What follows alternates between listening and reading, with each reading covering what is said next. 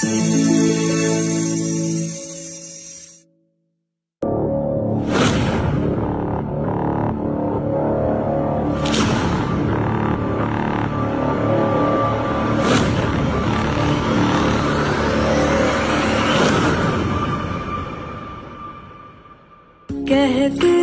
थे लोग जो काबिल नहीं है तू, देंगे वही सलामियां। दिल थाम के जहां देखेगा एक दिन तेरी भी कामयाबियां। करके दिखा कमाल वो, आके ज़मीं पे दे के जाए आसमां। शाबाशियाँ शाबाशियाँ शाबाशियाँ शाबाशियाँ।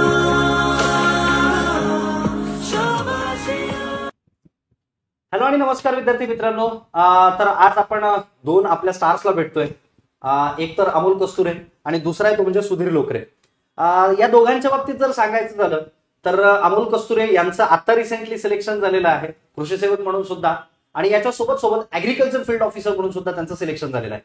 तसंच त्यांचे असलेले सगळ्यात जवळचे मित्र आणि दोघं रूममेट म्हणजे गाव कॉमन, लहानपणापासून राहणं सोबत, ऍग्रिकल्चर ग्रॅज्युएशन करायचा हा डिसिजन कॉमन, याच्यासोबत सोबत बँकिंग करायचा हा डिसिजन कॉमन, सारथी एज्युकेशनला यायचं हा सुद्धा डिसिजन कॉमन, आणि अचिव्हर्स बॅच 3 ला असावं हा सुद्धा डिसिजन कॉमन, रूममेट सुद्धा कॉमन, आणि मोस्ट प्रोबॅबली इथून पुढे भविष्यामध्ये बँकिंग सेक्टरमध्ये सर्व करत असताना, बँकिंग सेक्टरमध्ये ग्रोथ करत असताना बँकिंग सेक्टर सुद्धा त्यांच्यासाठी लॉंग लाईफ पर्यंत कॉमन असेल अशी आपण अपेक्षा करतो. तेव्हा मी सगळ्यात पहिल्यांदा सुधीर लोकरे जे सध्या युनियन बँक ऑफ इंडियामध्ये ऍज ऍग्रिकल्चर फील्ड ऑफिसर म्हणून वर्क करतायत, मागच्या 1 वर्षापासून ते काम करतायत, तेव्हा आपण त्यांच्यापासून सुरुवात करूया. सुधीर, तुमच्याबद्दल थोडं इंट्रोडक्शन द्या. सर नमस्कार. सर्वात आधी टीम सारथीचं मनापासून आभार की त्यांनी आम्हाला इथे येण्याचा चान्स दिला.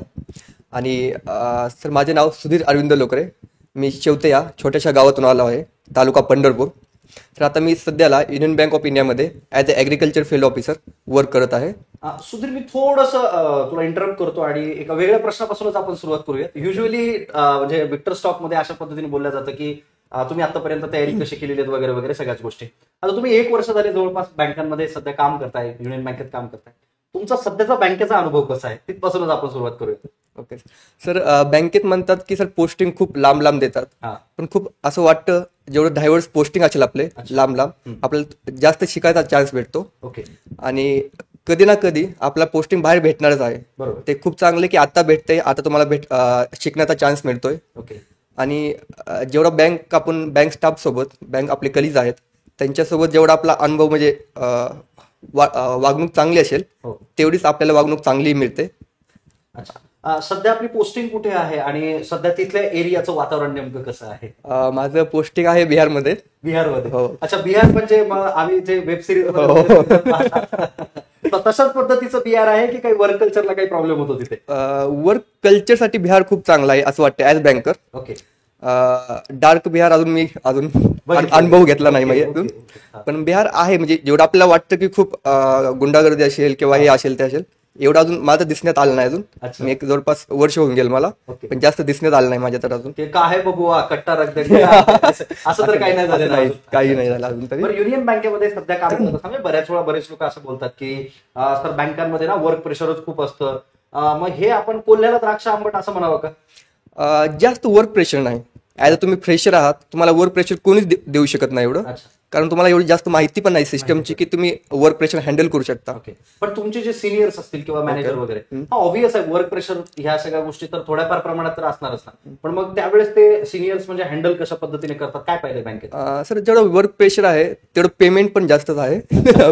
पेमेंट वाढलं तेवढं असं ऑन कॅमेरा विचारायला नाही पाहिजे, तरी सुद्धा मी विचारतो सुधीरला की सध्या इन हँड पेमेंट आता जगजाहीरच ऑब्व्हियस गोष्ट आहे ती, इन हँड पेमेंट आणि विथ अलाउन्सेस सध्याचा पगार किती पडतो? अलाउन्स सोडून मला आता न्यू पेमेंटनुसार हा 68,000 पडतात 68,000 इन हँड. In hand. आणि जीपीएफ पीएफ कटून सगळं हा सगळे कटून इन हँड Okay. 68,000 Okay. आणि अलाउन्स जवळपास 15 ते 20,000. 15 ते 20,000 रुपये. हो. म्हणजे अराउंड एक सॅलरी नाही म्हणलं तरी ते 85 85,000 हो, जातं. सॅलरी सध्याची जाते. हो, सर. अच्छा. तर सांगायला खूप आनंद वाटेल की सध्याचे जे पगार आहेत बायपार्टेट सेटलमेंट जे झालेलं आहे त्याच्यानंतर तुमच्या समोर सध्याचे बँकेत अधिकारी आहेत, ऍग्रिकल्चर फील्ड ऑफिसर आहेत, हे तुमच्या समोर स्वतः त्यांच्या बाबतीत बोलतायत. मी थोडंसं अमोलकडे येईन. अमोल, तुम्ही खूप चांगले मित्र होतात, बरोबर आहे का? म्हणजे तुम्ही तयारी सोबत चालू केलीत, एका गावातून येता, ऍग्रिकल्चर ग्रॅज्युएशन केलं, रूममेट्स होते, अचिव्हर्स बॅच 3 ला होते, ऑफलाईन बॅचला होते, आणि या सगळ्या गोष्टींमध्ये कुठेतरी साहेब आपले थोडेसे समोर निघून गेले. 1 वर्ष आधी सिलेक्शन झालं, पण तुम्ही न थकता न थांबता तुमची तयारी तुम्ही चालू ठेवली, बरोबर? मग या इन बिटवीन या 1 वर्षभराच्या काळामध्ये नेमका कसा सपोर्ट राहिला की एक ऍग्रिकल्चर फील्ड ऑफिसर दररोज फोन करून त्यांच्या मित्राला इकडे बोलतोय आणि हा मित्र तयारी करतोय, कसा सपोर्ट राहिला? सर सपोर्ट त्याचा तर मला पहिल्यापासूनच होता, Okay. 12वी पासूनच होता. ओके. त्यानंतर मग आम्ही म्हणजे लॉकडाऊन पासूनच आम्ही प्रिपरेशनला सुरुवात केली लॉकडाऊन पासूनच. मग त्यावेळेस काही नोट्स असेल प्रिंट काढायच्या, मग त्यावेळेसच त्यावेळेस सुरुवात झाली. आणि मग लहानपणीचं म्हणजे काय, कसं, म्हणजे तुम्ही एकमेकांचे एवढे जवळचे मित्र कसे काय नेमके, आणि दोन्ही मित्र बँकेत? हा सर, आमचे विचार एकसारखेच आहेत. म्हणजे बरं. आम्हाला ऍग्रिकल्चरलाच फार्मसीला घ्यायचं होतं पहिल्यांदा, बरं. पण नंतर नंबर लागला नाही आमचा. त्यानंतर आम्ही ऍग्रिकल्चरला ऍडमिशन एकच ऑप्शनवर आमच्याकडे. आपण जे म्हणतो की बाबा आपण सगळे ऍक्सिडेंटल ऍग्रिकल्चर ग्रॅज्युएट आहोत आणि आपण सगळे ऍक्सिडेंटल बँकर पण आहोत. हो सर, हो सर. लहानपणी तर स्वप्न पाहिलं नसतं, तसं सेम झालं. हो सर, सेम तसं झालं. अच्छा. एकच ऑप्शन उरलेलं आमच्याकडे की ऍग्रिकल्चरला ऍडमिशन तेवढंच उरलेलं होतं. ओके. मग त्यावेळेस ऍग्रिकल्चरला ऍडमिशन घेतलं. माझं उस्मानाबादच्या गव्हर्नमेंट कॉलेजला झालं. येस. आणि तो कॉलेजला, शरदचंद्र पवार कॉलेजला झालं. हा, त्या कॉलेजला झालं. त्यावेळेस तुम्ही दोघं कॉन्टॅक्ट मध्ये होते का जेव्हा ऍग्रिकल्चरला होते? हो सर, कॉन्टॅक्ट मध्ये होतो दोघं पण. अच्छा. खूपच जास्त म्हणजे रोज आम्ही एकमेकांना रोजच कॉल करायचो आम्ही. बोल ना सुधीर, बोल. म्हणजे एकमेकांना रोज आम्ही कॉल करत होतो डेली बेसिसवरती. हो. आणि आताही जेव्हा आम्ही लॉकडाऊन मध्ये होतो, बरं. जेव्हा मी स्टडी स्टार्ट केला, ओके, आमच्या घरच्यांना वाटायचं की हा बोलतोय कोणाशी रोज कॉल. म्हणजे डेली आम्ही 1 ते 2 तास डिस्कशन करायचो. बरं. दिवसभर वाचायचं, ओके. आणि रात्री इव्हनिंगला डिस्कशन करायचं 1 ते 2 तास. म्हणजे सध्याच्या ऑनलाईनचे पोरं म्हणतात की सर आम्हाला डिस्कशनला हा पर्याय नाहीये, तो पर्याय नाहीये, मग आम्ही कोणासोबत डिस्कस करावं. तर मित्र चांगले असतील, मला आपण नेहमी म्हणतो ना की एक तरी मित्र असावा आरशासारखा, मित्र वडव्यामध्ये गारव्यासारखा. तर नक्की मला वाटतं ती जोडी तुमच्या दोघांवरती त्या सगळ्या गोष्टी सूट होत आहेत. नक्की. ऑब्व्हियसली. बरं, हा डिसिजन कोणाचा होता की आपण फार्मसी न करता ऍग्रिकल्चर करावं? म्हणजे फार्मसीला अमोलचं लागलं होतं, परंतु माझं नाही लागलं. मग अमोलनंही मन बदललं, माझ्यासाठी बदल असं वाटतं मला की ऍग्रिकल्चर. मग नंतर आम्ही ठरवलं की दोघांनी ऍग्रिकल्चर करायचं. आशिक तो बहुत देखे लेकिन इस तरीके का नहीं देखा. मित्रांमध्ये एवढं चांगलं बॉन्डिंग असू शकतं.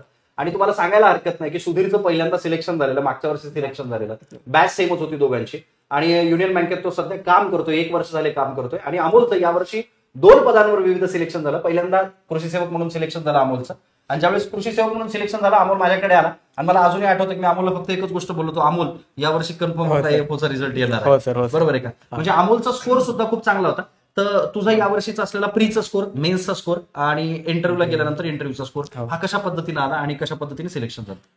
सर, प्रीला मागच्या वेळेस जो अटेम्प्ट केलता ना, त्यावेळेस मला प्रीला ओव्हरऑल पण कमी चालता, आणि इंग्लिशचा सेक्शनल माझा 0.12 राहिला होता.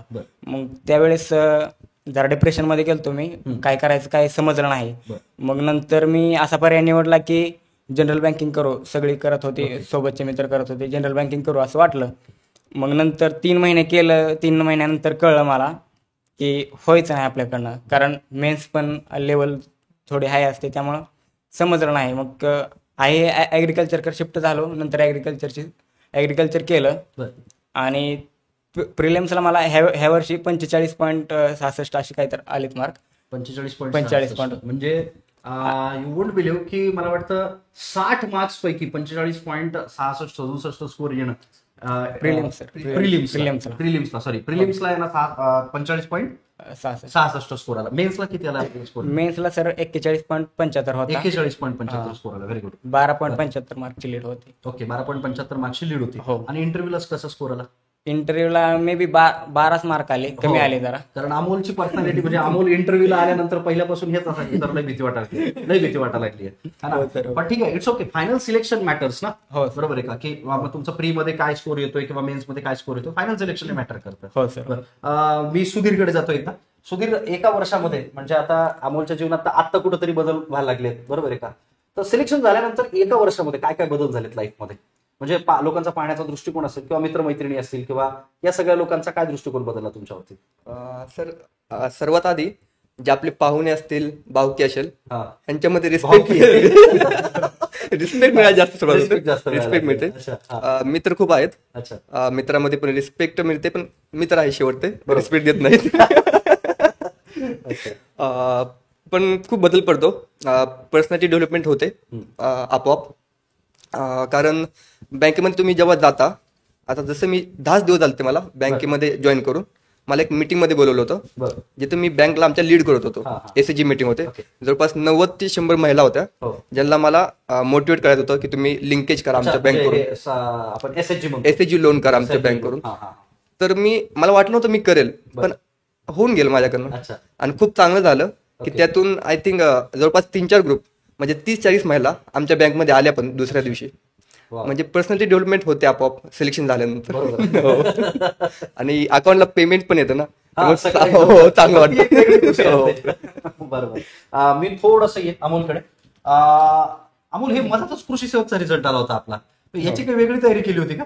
नाही सर, त्यासाठी काही वेगळं केलं नाही मी. अच्छा. आहे आपली बॅच केले होते. अच्छा. आणि जो एपो साठी स्टडी करत होतो ना, बरं. त्यामध्येच हे परीक्षा आलती आणि सिलेबस पण बऱ्यापैकी सेम होता. बरोबर. हा, मी त्यामुळे तुम्हाला एक साधा प्रश्न विचार, म्हणजे कॉन्टची तयारी कशी केली? आता बऱ्याच वेळा मुलांचं काय होतं ना, नवीन बॅच ज्यावेळेस चालू करतात मुलं, हो. त्यावेळेस त्यांना बॅच करावं की होमवर्क करावं, हो. की मग ऍग्रिकल्चरचे लेक्चर्स करावे, मग जनरल बँकिंग करावं का ऍग्रिकल्चरच करावं, हो, सर. या बाबतीत खूप जास्त कन्फ्युजन असतं. हो. तर मग तुम्ही कॉन्ट, रिझनिंग, इंग्लिश याची स्पेसिफिकली किंवा त्यातल्या त्यात कॉन्टची पण आपल्या ऍग्रिकल्चरच्या पोरांना जास्त भीती असते, हो. मग कॉन्टच्या बाबतीत कसं मॅनेज केलं? कॉन्ट सर, पहिल्यांदा आम्ही दोघांनी पण बॅच केली कम्प्लीट हो. कॉन्टसाठी. जो सर होमवर्क सांगायचे, बरं. पाडेपाठ करायला सांगायचे, वराडे सर आपल्याला पझलची ती प्रॅक्टिस करायला सांगायचे, ते रेग्युलर बेसिसवर करत या गेलो. गोष्टी मला वाटतं सगळ्यात जास्त पोरं पझल मध्ये अडकले. हो, puzzle मध्ये stuck बरोबर, झाले. बरोबर. ते प्रॅक्टिस करत गेलो. आणि इंग्लिशचं काय, डेली आपलं न्यूजपेपर किंवा आर्टिकल्स वाचायचे. ते अजून ते पण पोरं जे म्हणतात ना की बा फक्त स्पीड वाढली पाहिजे, तर इंग्लिश बाबतीत फक्त स्पीड वाढणं गरजेचं आहे का त्याची अंडरस्टँडिंग वाढणं गरजेचं आहे, काय वाटतं? पहिल्यांदा कसं आहे सर, पहिल्यांदा वाचल्यानंतर कोणालाच कळत कळत नसते. नाही. पहिले right. 2 आठवडे 3 आठवडे असं जशी आपण प्रॅक्टिस करत जाईल इंग्लिशच्या बाबतीत पण इम्प्रुव्हमेंट स्वतःमध्ये होत जाते. हो. अंडरस्टँडिंग आपोआप होईल, कारण आपण त्याला वेळ एवढा देतोय की आपोआप होतोय अंडरस्टँडिंग त्यामध्ये. बरोबर. नेमकं कॉन्टचं स्पेसिफिक म्हणजे शेड्यूल कसं असायचं दररोजचं, म्हणजे कशा पद्धतीने Daily स्टार्ट व्हायचं शेड्यूल? सर मी डॉट 7 वाजता जायचो रिडिंग मध्ये. मध्ये. हा, मग सकाळी 3 ते 4 तास इंग्लिश, म्हणजे वीक होतं थोडं, बरं. इंग्लिश करायचं, जास्तच करायचं. मी मागच्या वेळेस माझा राहिला बरं. इंग्लिश करायचो 3 ते 4 तास. नंतर जेवण ते करून मग 12:30 वाजता रिडिंगला जायचो. बरोबर. मग नंतर 12:30 ते 5 वाजेपर्यंत कॉन्ट आणि रिझनिंग प्रॅक्टिस करायची. आणि एखादी सेक्शनल टेस्ट कॉन्ट किंवा रिझनिंगची अल्टरनेट डेला द्यायची. आणि नंतर 5 ते 6च्या दरम्यान एक तास राहायचा. मग त्यामध्ये युट्यूबला एखादं लेक्चर पडलेलं असायचं कोणतं असं कोणत्या इन्स्टिट्यूटचं, ती रेकॉर्डेड फॉर्ममध्ये बघायचं. नंतर रूमला जायचं. मग रूमवरून परत मेस, आणि मेसवरून परत रात्री मग ॲग्रिकल्चर, टोटल ॲग्रिकल्चर करायचं सध्या. हो. अच्छा, बरं. मला एक गोष्ट सांगा की सध्या जी मुलं आहेत, म्हणजे आता सध्या होतंय काय माहितीये का, की बरेच मुलं बॅच कम्प्लीट झाली ना की ते मार्गदर्शकाच्या भूमिकेत जातात लगेचच, हो. की तुला सांग मी काय सांगू नेमकं, बरोबर आहे का? हो सर. तुला काय वाटतं, तू पण असं मार्गदर्शन केलं लोकांना का सध्या स्वतःचा अभ्यास करायला पाहिजे आपण? हा, मला तेच वाटतंय. कारण ऍग्रीकॉसना आपले इम्पॅक्टफुल आहेत, म्हणजे हो. लोकांना खूप लवकर सजेशन्स देतो आपण, हो. आणि आपल्यात आपण बोलायला काय हरकत नाही. मला वाटतं युट्यूबचा जरी प्लॅटफॉर्म असला तर आपली पोरं असणार आहेत हो सगळी. सर, हो सर. यांना बोलताना मला वाटतं काय हरकत नाही. तुझं काय मत आहे या बाबतीत? माझं मत आहे की म्हणजे आता सुधीर मला डिस्कशन केलं पाहिजे, ते बरोबर आहे. पण आपण ज्याच्यासोबत डिस्कशन करतोय तो आपल्यापेक्षा, म्हणजे त्याला यायला पाहिजे ना जास्त, हो, त्याला पण आपल्यापेक्षा यायला त्याला पाहिजे. पण यायला पाहिजे, Right. त्याला पण तसाच रिस्पॉन्स द्यायला पाहिजे. हो. तर डिस्कशन होईल. त्यापेक्षा मग डिस्कशन न करता स्वतःच जास्त अभ्यास केला ऍग्रिकल्चरचा, बरोबर, तर थोडाफार जास्तच फायदा होईल. बरोबर. आणि असं जेवढं आयसोलेट राहील ना, म्हणजे असं बाकीच्यांपेक्षा असं विचार दूषित होत जातात नंतर. म्हणजे प्रत्येक जण काहीतरी वेगवेगळं प्रत्येक- सांगत राहतं की हे म्हणतं हे करा, ते म्हणतं ते करा, असं हा करा, सर, तसं हो सर. करा. प्रत्येक जण असं वेगळं सांगताना प्रत्येकाचा एक्सपिरियन्स वेगळा असतो. हो मग त्या दृष्टीनं सर मग आपण स्वतः करायचं पहिल्यांदा, हो. अनुभवायचं. स्वतः जेवढं जास्त एफर्ट घेतलं ना सर तेवढा आपल्या स्वतःला जास्त फायदा होतो. बॅच मधला एखादा जुना काही एक्सपिरियन्स आठवतो का? अचिव्हर्स बॅच 3चा काही अनुभव आठवतात का की तुम्ही सोबत होते, किंवा असा एखादा अनुभव जो किक करून गेला की बॉस यहाँ से तो अपने को करना ही पडेगा, असं काही आठवतं का आयुष्यातलं? सर एकदा आलते SBI PO वाले. SBI वाले, right, right. Agriculture तुम्हीच sector होता, मध्ये. तुमचंच लेक्चर Yes, होतं. agriculture 4 sector. SBI PO आलते. हो. त्यांनी जेव्हा सांगितलं की आमच्या अकाउंटला आता 1 लाख जवळपास पेमेंट आहे की 1 लाख म्हणलं खूप मोठी रक्कम वाटली हो हो हो. की आता वाटलं की काही झालं तर व्हायच लागेल आपल्याला. व्हावंच लागेल. व्हायच लागेल. अच्छा, कारण मला वाटतं आता तुझा ऐकलेला पगार ऐकून कदाचित अजून काही अमोल कस्तुरे किंवा अजून काही लोक मोटिवेट व्हायला पाहिजे आणि त्याचा बेनिफिट डेफिनेटली होईल. हो सर, म्हणजे 100%. ते SBI ज्यावेळेस क्लासमध्ये आले होते, ऍग्रिकल्चर ग्रॅज्युएट होते, Yes, sir. बरोबर? हो. आणि त्यांच्याकडे कोण समजा मोटिवेशन वाटलं. हो सर. अच्छा, अमोल तुला काय वाटलं की लाईफमध्ये कुठला असा पॉइंट आहे की जिथून आपल्याला एक क्विक असा किक मिळाली आणि जिथून आपलं लाईफच चेंज झालं आणि करण्याचा अजून ऊर्जा मिळाली?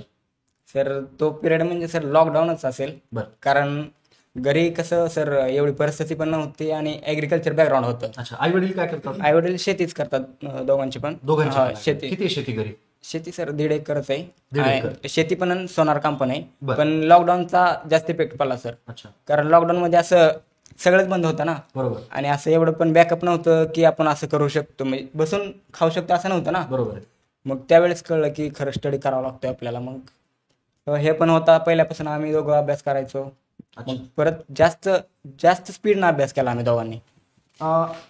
टिपिकली थोडंसं सब्जेक्ट वाईज सांगा की म्हणजे तू कोणचा अभ्यास कसा केला होता, रिझनिंगचा कसा केला सर मी होता? रिझनिंगचा सांगेल. माझा फेवरेट सब्जेक्ट होता रिझनिंग. अच्छा, हा. कारण कोणतं असं पझल म्हणजे जेवढं मी सोडवले अच्छा. त्यात अडकलं नाही की जास्त मी. अच्छा, अडकलं. पझल असेल किंवा कोडिंग डिकोडिंग असेल, म्हणजे माझा फेवरेट सब्जेक्ट होता. आणि त्यातल्या त्यात वराडे सर, अच्छा, त्यांच्याबद्दल सांगेल. जेव्हा आमची बॅच चालू झाली तेव्हा वाटलं की जास्त इफेक्टिव्ह नाहीत असं वाटलं आम्हाला. पर्सनली वाटलं आम्हाला. पण नंतर बॅच जेव्हा संपत आली हा. आम्हाला समजलं की रिझनिंगला वराडे सरांशिवाय पर्यायच पर्यायच नाही.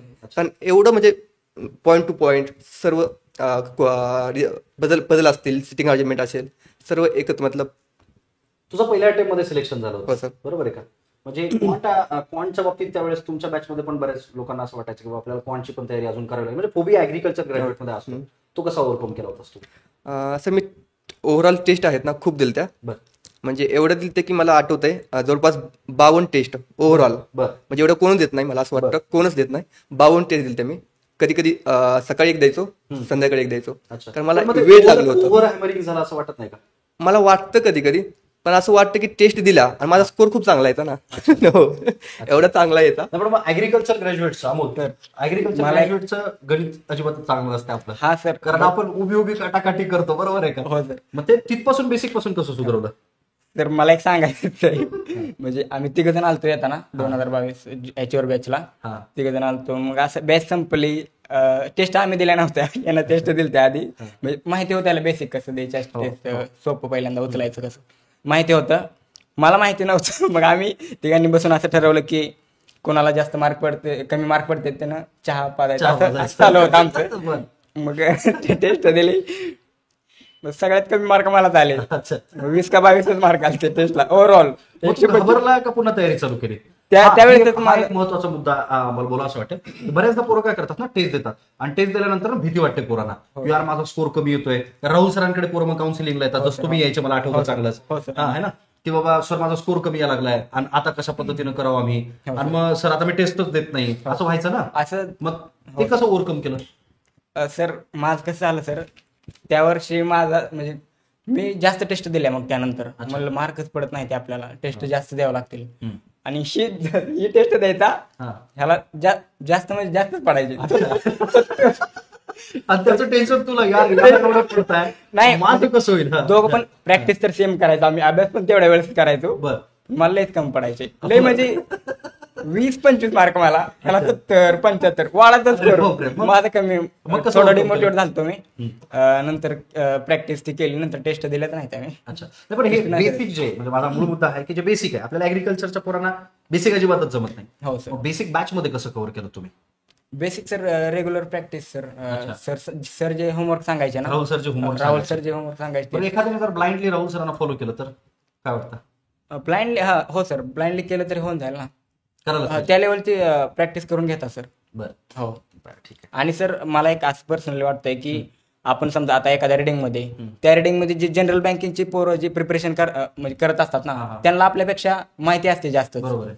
त्यांचा जरी आधार घेतला आपण तरी आता काय परिस्थिती आहे अमोल अशी की मला वाटतं जनरल बँकिंग पण आपले पोरं एक्झाम देत आहेत, एक्झाम क्रॅक करतायत. कारण यावर्षी बऱ्यापैकी रिझल्ट येत असताना ऍग्रिकल्चर ग्रॅज्युएटचे खूप जास्त रिझल्ट आहेत ज्यांनी जनरल बँकिंगचे रिझल्ट खूप काढलेले आहेत. हो सर. तर हळूहळू ऍग्रिकल्चर ग्रॅज्युएटचा सुद्धा टक्का जो आहे हा जनरल बँकिंग मध्ये वाढतोय आता. हो सर. बरोबर आहे का? तर मग तुम्हाला असं कधी वाटलं नाही का की आपण आता याचं तर फर्स्ट अटेम्प्ट मध्ये होऊन गेलो होतो बरोबर आहे सुधीरचं, त्यामुळे त्याला जनरल बँकिंगला एवढा टच करताच नाही आला. हो पण मग तुला असं कधी वाटलं नाही का आपण जनरल बँकिंग सुद्धा करायलाच पाहिजे आपण?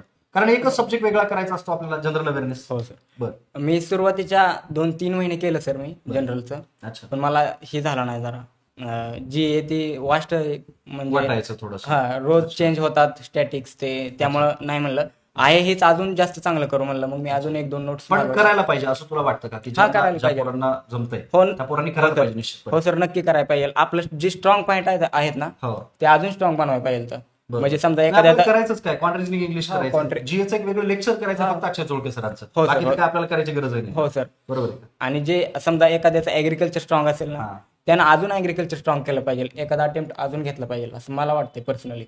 म्हणजे एखाद्या वेळेस जर समजा एखादं कसं असतंय थोडक्यात फ्री मध्ये राहिलेलं असतंय 1-2 वर्ष समजा हो. फ्री मध्येच निघलेलं नसते पण ऍग्रिकल्चर चांगलं असतंय. पण असंच मग अशा बाकीच्या लोकांनी दोन्ही केलं तर काय वाईट आहे? म्हणजे त्यांनी जीए करायला पाहिजे आणि ऍग्रिकल्चरही करायला पाहिजे. कारण की बॅच कम्प्लीट झालेली होमवर्क नाहीये तुम्हाला. बरोबर आहे का? हो बरोबर. मग त्या परिस्थितीत तुम्ही जीए म्हणजे जो सेकंड अटेम्प्ट घेतोय त्यांनी जीए आणि ऍग्रिकल्चर हे दोनच विषय वेगळे आहेत. तर त्या विषयांना दोन्ही विषयांना तो वेळ देऊ शकतो, फोकस करू शकतो. म्हणजे सर. एखादा स्टुडंट आहे तर तो कॉन्ट्रिजनिंग इंग्लिश तर करतोच आहे, ऑलरेडी करतोय. हो आणि तो या लेवलला प्रिपेअर करतोय की त्याला म्हणजे जनरल बँकिंगच्या लेवलला प्रिपेअर करतोय. हो. मग अशा स्टुडंटनी जर फक्त जीएचे लेक्चर्स केले आणि ऍग्रिकल्चरचे लेक्चर्स केले किंवा ऍग्रिकल्चरला व्यवस्थित फॉलो केलं तर सिलेक्शनला मला वाटतं ते सोपं जायला पाहिजे. हो सोपं जाईल. पण कसं आहे ऍग्रिकल्चरचे जे स्टुडंट आहेत हा. ते लवकर ऍक्सेप्टच करत नाहीत जेला. पण आपण करायला पाहिजे ते. हो. आणि हो आता सर, एवढ्यात नक्की. करतायत. हो सर, नक्की करायला या वर्षीच्या रिझल्ट मध्ये करतायत. हो नक्की करायला पाहिजे. यावर्षी वडील आले होते सत्कार हो, समारंभाला. हो, बरोबर आहे हो, का? वडील आले. काय भावना होत्या वडिलांच्या? काय खूप आनंद झाला सर त्यांना. म्हणजे आयुष्यात काय आता दुसरं आनंदाचा क्षण होता सर ते त्यांच्यासाठी. आनंदाचा क्षण. खूप आनंदाचा क्षण होता. बरं मला आठवतं तुझे वडील भाऊक झाले होते. हो सर तर भाऊक म्हणजे झाले. एवढं सगळं पाहून हो. स्टेजवरती ज्या लोकांना आपण मूव्हीज मध्ये बघितलेलं आहे हो हो किंवा ज्या ऍक्टरला आपण मूव्ही मध्ये बघितलेलं आहे त्यांच्या हस्ते आपल्या मुलाचा सत्कार होतोय. हो सर त्यांच्या भावना कशा होत्या नेमक्या? खूप आनंद झालाय सर त्यांना. अच्छा हो. बरं बोला. सर मला असं वाटतं पर्सनली जेव्हा तुम्ही स्टडी करताय हो. तेव्हा एक पार्टनर असावा, म्हणजे मित्र असावा. मित्र असावा. पार्टनर म्हणजे तो आपल्याला म्हणजे प्रत्येक डिसिजन मध्ये आपली साथ द्यावा. Right. जसं अमोल मला म्हणत होता की मी जनरल बँकिंग करणार आहे, हा. पण त्याला 2-3 वेळा म्हणलं की बघ कारण आपला स्ट्रॉंग पॉईंट आहे ऍग्रिकल्चर. आणि मला ह्याच्यावर एवढा ट्रस्ट होता की ह्याच्यासाठी मी थांबलो होतो की आमचे जे जुने शिक्षक होते त्यांना अजून मी पेढे वाटले नाहीत. बरं नाही वाटले. त्याला असं दोघांना वाटलं सोबत जायचंय. दोघांनी सोबतच दोघांना जायचं, सोबतच जायचं. कॉलेज लाईफ मधला एखादा एक्सपिरियन्स आठवतो का की कॉलेजमध्ये असताना कधी इमॅजिन केलं होतं का की आपण बँकेत असू, आपल्याला एवढा पगार असेल वगैरे वगैरे? नाही कधीच नाही. आम्ही म्हणजे ऍग्रिकल्चर इमॅजिन केलं होतं की आम्ही ऍग्रिकल्चर ऍक्सिडेंटल ऍग्रिकल्चर. हो. आई वडिलांना कसं वाटतं आता की मुलगा नोकरीवरती आहे? आई वडिलांच्या काय फिलिंग्स असतात? माझी वडिलांची डेथ झाली जून 2022 मध्ये. ओके. नंतर मग मी बॅच जॉईन केली 1 महिन्यामध्येच. मग 1 महिन्यामध्येच. तरी तू म्हणजे एवढं ओव्हरकम केलंस? हो म्हणजे मला वाटलं जास्तच आता मला फॅमिलीला सपोर्ट करायची गरज आहे. माझा भाऊ होताच, ओके. लेकिन मला असं वाटलं की आता मी करून दाखवलं तरच असं वाटेल त्यांना की माझी जे आहेत त्यांना वाटेल की यार आहे म्हणजे हा आहे की काहीतरी करू शकतो हा. म्हणून मी जास्तच प्रयत्न केला. रात्री 2 वाजेपर्यंत जागायचो. सकाळी 7ला बॅच असायची. हा सकाळी लवकर उठायचा, 5ला उठायचा आणि माझी जाऊन जागा धरायचा. हा आणि सावता म्हणजे मित्र आहे आमचा, तो सकाळी जागा धरायचा. आणि आमची बॅच सगळ्यात मोठी होती, ॲक्च्युअली बॅच 3 म्हणजे सगळ्यात असं वाटतं सर्वात मोठी होती. आणि जागेसाठी कधी व्हायचं आमचं जागा भेटत नव्हती आम्हाला, पण कधी कधी भांडणं व्हायची यांची आणि माझी जागा धरायची. हो. त्यामुळे नवीन स्टुडंटला आता सध्याची तयारी करतात यांना नेमकं काय सजेस्ट कराल, कशा पद्धतीने सजेस्ट कराल की त्यांनी काय केलं पाहिजे? आपण थोडं कन्क्लुजन कडे जाऊयात की नवीन स्टुडंटला आपल्याला जर सजेशन द्यायचं, सध्याची तयारी करतात आता स्टुडंट, त्यांना काय सजेशन द्याल? तुम्ही जर बेसिक तुमचं कम्प्लीट नसेल तर तुम्ही नक्की सारथीची बॅच करा ॲग्रिकल्चरची. कारण जर तुमचं बेसिक नसेल तर, बेसिक असेल तरी तुम्ही रिव्हिजनसाठी सारथीची बॅच जॉईन करा असं वाटतं मला. कारण जे तुमचं झाले बेसिक तरी तुम्हाला रिव्हिजन पाहिजे ना कधी ना कधी, मग तुम्ही रिव्हिजन करत राहा. आणि बेसिकसाठी मी खूप शिक्षकांना फॉलो केलं आहे, खूप म्हणजे ॲग्रीमेंटर असेल, ACC असेल, RS राजपूत सर असतील. पण मला असं वाटतं बेसिकसाठी सारथीशिवाय तुम्हाला नाही पर्याय दुसरा कोणता, म्हणजे बेसिकसाठी. आणि दुसरं बाकीचे जे आहे ते कोणतंच शिक्षक तुम्हाला शिकवत नाहीत. म्हणजे जे 60 पैकी 10 क्वेश्चन असे येणार आहेत तुम्हाला येणार नाहीत आणि ते शिक्षकांना पण येणार नाहीत, कुणालाच येणार नाहीत. त्यामुळे तुम्ही असं मानू नका की या बुकमधले एवढेच क्वेश्चन आलेत की ह्याला पुस्तक आपण फॉलो न करायला ह्याला करू. पण तसं नाही, तुम्ही जर बेसिक आता कम्प्लीट करून घ्या, नंतर ॲडव्हान्स ॲग्रिकल्चर तुम्ही स्वतःहून तुम्हाला समजेल काय करायचं आहे ते. फक्त बेसिकसाठी कोणता ना कोणता क्लास फॉलो करा, नक्की फॉलो करा. आपण काय सांगशील स्टुडंट्सला? मी एकच सांगेल की जर समजा तुम्ही आधी 1-2 नोट्स वाचल्या असतील, समजा इसेन्शियल ऑफ ॲग्रिकल्चर वाचले असेल आधी, तर ती नोट्स 2-3 वेळेस वाचून काढा आणि त्याच नोट्समध्ये नवीन पेजेस ऍड करा. बरोबर. आणि दुसऱ्या पण नोट्स वाचा, नवीन जेवढ्या तुम्हाला जेवढे रिसोर्सेस, जेवढं आपलं कॅपॅसिटी आहे ना त्यानुसार तेवढ्या नोट्स वाचून काढा आणि जी पेजेस जोडलेले आहेत त्यात लिहून काढा. म्हणजे एक बेस बुक पकडलं, बेसिक नोट्स तयार करा किंवा इसेन्शियल असेल, एक बेस बुक पकडलं, हो, नवीन जिथून कुठून जे काय मिळालं आपल्याला ते घ्यायचं आणि तिथे ऍड त्याचं ऍडिशन करायचं. आणि मुलं काय करतात, शेवटच्या महिन्यात नवीन सोर्स वाचाय बघतात. पण आपली एक स्ट्रॅटेजी पाहिजे की शेवटच्या महिन्यात जे आता समजा आपण पेपर देऊन आलो, पेपर पण फ्रीचा त्या लेवलचाच द्यायचा की निघते आपल्या असं, लगेच 2-3 दिवसापासून ऍग्रिकल्चरचा स्टडी चालू करायचा. ते आपला रिझल्ट लागूच तर एक रिव्हिजन झालं पाहिजे. बरोबर. आणि रिझल्ट लागल्यानंतर एक रिव्हिजन झालं पाहिजे. शेवटच्या महिन्यात 2 रिव्हिजनची स्ट्रॅटेजी ठेवायची. आणि ते बेसिक नोट्स मधूनच जे आपण तयार केलेलं आहे ना त्या नोट्स मधूनच, नवीन सोर्स फॉलोच करायचं नाही शेवटच्या महिन्यात. ओके. आधीच आपण समजा आता स्कीमसाठी काय चॅनल आहेत किंवा आपली सारखीचं मॅगझिन येतं, ते जरी फॉलो केलं तरी त्यातील काही पॉईंट आपल्या स्वतःच्या मनानं म्हणजे सोप्या भाषेत आपण लिहून काढायचं आणि शेवटच्या महिन्यात रिव्हिजन फक्त करायचे, नवीन पॉईंट काहीच करायचं नाही. आपल्या पोरांचं एक बऱ्याच वेळा असं होतं की मी दिवाळीपर्यंत सगळं जनरल बँकिंग करतो, त्याच्यानंतर फक्त ऍग्रिकल्चर करतो. अशाने होतं का? मला तर वाटत नाही होतं. कारण तुम्हाला जनरल बँकिंग करा किंवा ऍग्रिकल्चर दोन्ही ते आता सध्याला तर अशा खूप मुलांच्या असं शंका आहे की आता जनरल बँकिंग करू का ऍग्रिकल्चर करू. आता 7 महिने तर राहिले पेपरला सध्याला एएफओच्या. आता जरी एएफओकडे शिफ्ट नाही झाला तुम्ही तर नंतर होणं मुश्किल होतंय ना. आता तुम्ही ऍग्रिकल्चरचा जनरल बँकिंग करता ऍग्रिकल्चरला थोडा वेळ गेला, असंही केलं तरी चालतंच ना? हो सर, चालतंय. पण ज्याचं आता आधीपासूनच जास्त चांगलं आहे ऍग्रिकल्चर, त्याचं म्हणजे आहेत ना होप आहेत, प्री तर निघणारच आहे त्याची. आता जनरलचं केल्यावर निघणारच आहे प्री. बाकीचं प्रीचं हे करतं, जनरल बँकिंगचं पण पेपर द्यायचं. यावर्षी एक घोळ झाला की बाबा ज्यांचा ऍग्रिकल्चरचा अभ्यास चांगला होता त्यांना फ्रीमध्ये अडकले. म्हणून असं आपण पुन्हा म्हणू शकतो का की जनरल बँकिंग पण केलं पाहिजे आणि ऍग्रिकल्चरला पण सोबत. हो सर, नक्की केलं पाहिजे. तो ती एक अडचण यावर्षी आलेली आपल्याला मुलांना दिसते की बाबा फक्तच ऍग्रिकल्चर केलं तर मग प्रीच नाही निघाली, हे पण झालं ना यावर्षी. त्यामुळे मला वाटतं जनरल बँकिंग पूर्ण केलं सोबत ऍग्रिकल्चर केलं तर हे कसं राहील? हो सर, हा ऑप्शन चांगला राहतोय. कारण प्रिलिमचा पेपरची लेवल थोडीफार रेस केली आणि कट ऑफ पण रेस झाला. जागा ह्या वर्षी कमी होत्या त्यामुळे कट ऑफ पण वाढलेला. बरोबर. मग त्या दृष्टीने जरी प्रयत्न केला, म्हणजे जास्तीत जास्त मार्क पाडण्याचा जरी प्रयत्न केला प्रिलिम्सला, तरी काय आपला म्हणजे तोटा तर होणार नाही.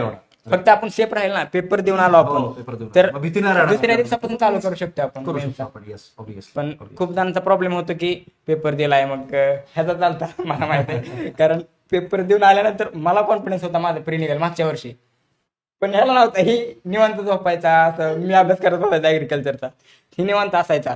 मग असं विचारायचा किती लागेल कट ऑफ, मी सांगायचो लागेल 30-35 पर्यंत. आपली पोरं हे एक अनुभव आहे कट ऑफ नुसार अभ्यास, गेल्या वर्षीचा कट ऑफ किती यानुसार मी यावर्षी अभ्यास करतो. हो सर, मुळात कुठेतरी चुकतं आपलं. मग हा सर अभ्यास करत नव्हता त्यावेळेस, मी खूप करायचो. आणि ज्या दिवशी रिझल्ट लागला माझा रिझल्ट आला नाही, त्याचा आला. मग त्याला रिग्रेट झालं की आपण एवढे दिवस काही केलंच नाही. बरोबर. मग परत आधी केलेला होता अभ्यास त्यामुळे काही एवढा फरक पडला नाही. पण मी सांगतोय असं की दुसऱ्यांच्या बाबतीत असं होणे की आपला कॉन्फिडन्स नसतो ना आपल्या स्वतःवर, कारण नवीन बॅच केलेले असते, पेपर कसा गेला ते पण कळलेलं नसतं. बरोबर. हा मग हे सांगाल त्याचं एक कारण होतं, कारण मला जेव्हा मॉक द्यायचो मी तेव्हा माझा स्कोर यायचा 60-70 च्या खाली येतच नव्हतं, जनरली येतच नव्हतं मी जास्त करून. पण माझे अटेम्प्ट झाले आय थिंक जेव्हा मी पेपर दिला प्रीचा, अटेम्प्ट झाले 60. 60. म्हणलं आता 60 अटेम्प्ट झाले मग कुठून येणार माझा स्कोर. पण तरी माझा स्कोर आलता 41 आलता, आय थिंक 41 आलता. कटअप होता 17चा. हो त्यावेळेस कट ऑफ 17 होता. इकडे आता भयंकर वाढलाय. तरी मला 41 स्कोर आलता, म्हणजे डबल स्कोर आलता माझा.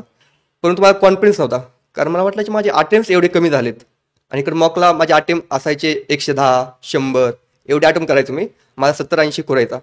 पण त्यावेळेस 60 अटेम्प्ट झाले. ते मला वाटलं की आता यार सिलेक्शन पॉसिबलच नाही. मला असं वाटायचं की अमोलच होईल, तर जाऊ द्या कोणतर एक ना एक होईल आपल्यातलं, असं वाटायचं मला. परंतु झालं माझं हे तर. आणि त्यात एक गोष्ट होती सर, खूप जण म्हणतात की माझा .12 राहिला, .25 राहिला. आम्हाला वाटायचं यार खोटं बोलतायत, असं कधी होत असतं का .12 राहिला. पण जेव्हा ह्याच्यासोबत झालं तेव्हा वाटलं यार खरं बोलतात सगळेजण की .12 राहतो. आणि तेव्हा मला खूप आनंद बी झाला की जेव्हा सिलेक्शन झालं माझं. पण मला असं वाटलं की खूप दुःख पण आहे की यार फक्त एकाच झालं, जर दोघाचं झालं असतं तर म्हणजे खूप जन्नत सारखं झालं असतं आम्हाला. नक्कीच.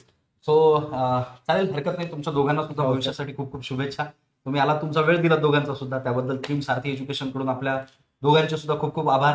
आणि भविष्यात नक्की अशी चिंग मजा करत राहा. All the best. Thank you so much. तर मी अजून आभार मानायचे मला. हा बोल, बिलकुल बिंदास बोला. तर मी घरच्यांचे, मित्रपरिवार असेल, मार्गदर्शक शिक्षक अजून पण आहेत, म्हणजे दुसरे आहेत, त्यांचे सुद्धा, आणि आई वडील, आजी, मामा, सर्वांचेच आभार मानतो. मित्राचे गरज नाही पण तरी पण हो, काय आभार मानायचे नाही. आभार मानल्या परत बाहेर गेल्या परत बाहेर गेल्यानंतर आपल्याला माहिती आहे आपल्या मध्ये काय होतं, न मानलेले बरं. सुधीर तर मला पर्सनली जे माझे भाऊ असतील, माझे अण्णा होते, म्हणजे माझे वडील, त्यांची डेथ झाली, लेकिन त्यांनी मला आज कधी सांगितलं नाही तू हे कर ते कर. ते म्हणायचे तू फक्त सक्सेसफुल हो, बाकीच बघायला काही कर, फक्त सक्सेसफुल हो. नंतर आई असेल, वहिनी असेल, दिदी असेल, सर्वांनी मला खूप सपोर्ट केला. आणि मी म्हणजे त्यांना 50% क्रेडिट देईल आणि 50% क्रेडिट अमोलला देईल की त्याने म्हणजे खरंच मला असं वाटतं ते ड्रिव्हन टू सक्सेस आहे ना, ते अमोलमुळे झाले असं वाटतं मला. अमोल नसता किंवा मी ज्यांना फॉलो केलं, टीम सारथी असेल किंवा बाकीचे क्लासेस असतील, सर्वांना मी फॉलो केलं, जे हे नसतील तर मी असं वाटत नाही की मी इथपर्यंत आलो असतो. आणि त्यात सगळ्यात मोठं वाटा घरच्यांचा असेल, अमोलचा असेल, खूपच मोठं वाटा आहे. माझा मित्रपरिवार असेल, सर्वांचाच. नक्की. Thank you sir. भविष्यासाठी खूप खूप शुभेच्छा. थँक्यू. आणि बाकीच्या स्टुडंटला सुद्धा best of luck. Best of luck.